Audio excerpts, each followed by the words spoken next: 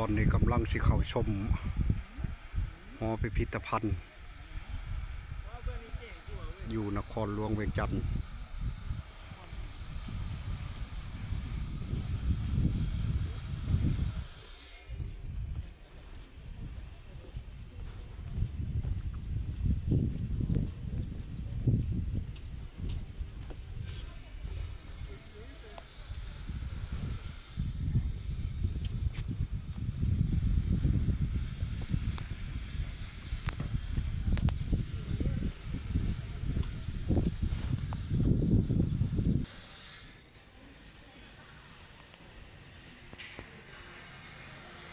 อันนี้กำลังสิฮอด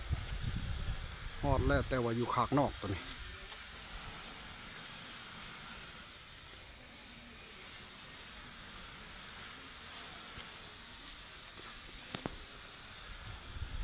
เมื่อยหนึ่งนะอย่างนี้ก็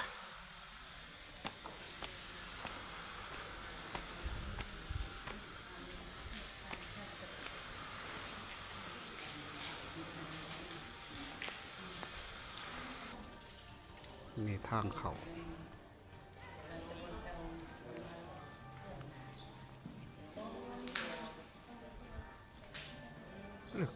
แกะฉลัก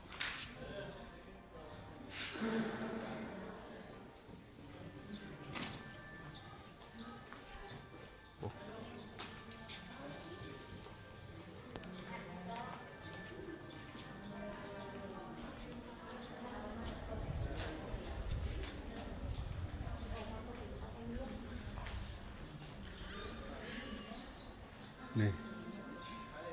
มีหูเทวดาอยู่ทางข้าง